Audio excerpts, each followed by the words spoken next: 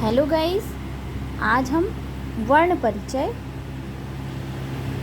में स्वर और स्वरों का वर्गीकरण जानेंगे।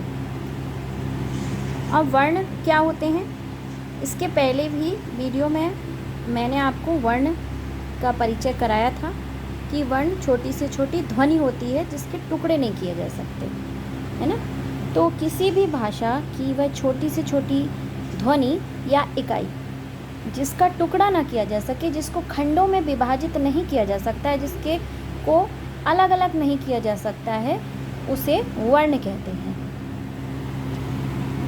जैसे छोटा आ, छोटी ई, छोटा ऊ, क, ख, च, छ, ज, त इत्यादि। तो छोटी से छोटी ध्वनि और इकाई जिसको हम टुकड़ों में, खंडों में विभाजित नहीं कर सकें, वो वर्ण कहलाते हैं। अब वर्ण के 3 भेद होते हैं।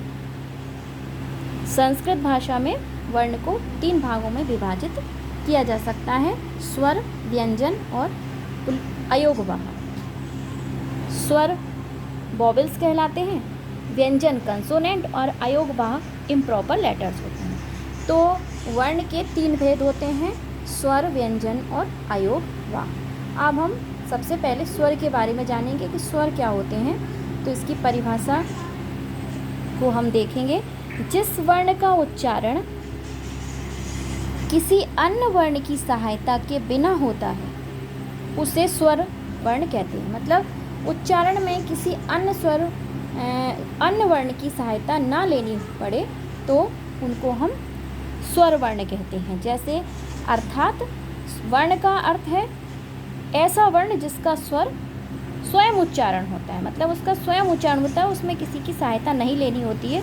और ये संस्कृत व्याकरण में स्वर वर्ण की संख्या हमारी 13 होती है, 13 होती है। छोटा आ, बड़ा आ, छोटी ई, बड़ी ई, छोटा ऊ, बड़ा ऊ, रिर, और यहाँ रिर की 2 मात्राएं लगी हैं, लिर, ए, आए, ओ और औ। तो ये हमारे कुल मिलाकर 13 हैं।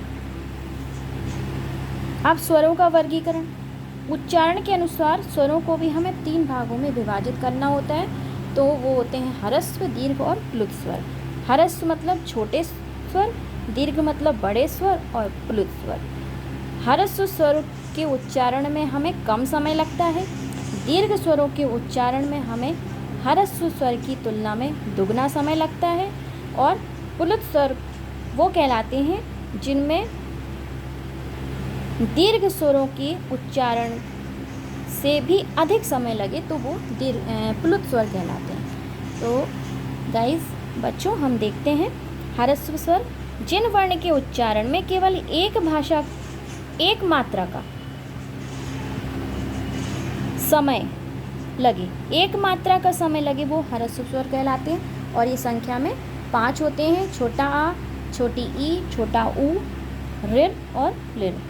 उसके बाद दीर्घ स्वर लॉन्ग वॉवेल्स होते हैं। इनके उच्चारण में हरस्व स्वर वर्ण से दुगना समय लगे तो उसे हम दीर्घ स्वर कहेंगे। जैसे बड़ा आ, बड़ी ई, बड़ा ऊ, और इसमें रा 2 मात्राएं लगी हुई हैं, ए, आए, ओ और औ, और ये हमारे 8 होते हैं। तो स्वर वर्ण जो हैं वो हमारे कुल मिला के 13 होते हैं, और 5 जो हैं वो हरस्व स्वर होते हैं और 8 होते हैं दीर्घ। तो 8 और 5 13, तो 13 हमारे स्वर वर्ण होते हैं। उसके बाद प्लुत स्वर वो कहलाते हैं जिन स्वर वर्णों के उच्चारण में दीर्घ स्वर से भी अधिक समय लगे, उसे प्लुत स्वर कहते हैं। और प्लुत स्वर का बोध कराने के लिए ये 3 के अंक जैसा, जो 3 का अंक प्रयोग किया जाता है, मतलब जैसे हम हिंदी में ये 3 लिखते हैं ना, तो इस तरह का सिंबल प्रयोग किया जाता है। और प्लुत स्वरों की संख्या 9 है। हमारे प्लुत स्वर कितने होते हैं? 9। ठीक है, तो ये हमारे प्लुत स्वर हैं जिनके आगे 3 के अंक जैसे चिन्ह का प्रयोग किया जाता है। ये हमारे, देखिए, ये सारे प्लुत स्वर हैं जिनके आगे 3 का चिन्ह दिखाई देगा। हिंदी में 3 लिखते हैं ना, 3। तो आज के हमने वीडियो में वर्ण परिचय और स्वरों का वर्गीकरण जाना, जिसमें कि वर्ण परिचय, वर्ण मतलब वह छोटी से छोटी इकाई जिसके हम टुकड़े ना कर सके, वो वर्ण कहलाते हैं। वर्ण के 3 भेद होते हैं, स्वर, व्यंजन और अयोगवाह। उसके बाद हमने स्वरों को जाना कि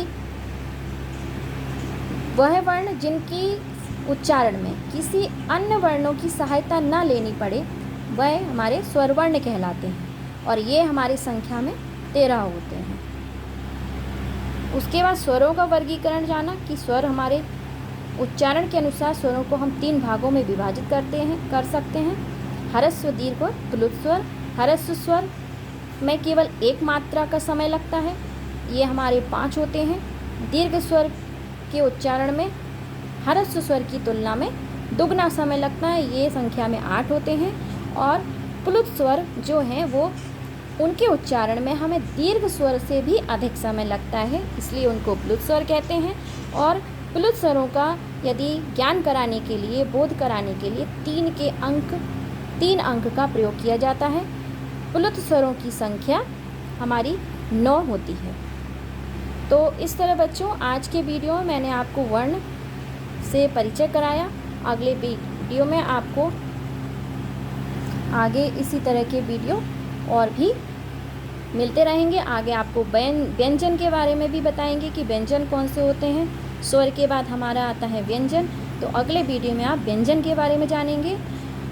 ओके गाइस, ओके बच्चों, अब आप इस वीडियो को लाइक, शेयर और सब्सक्राइब करना मत भूलिएगा।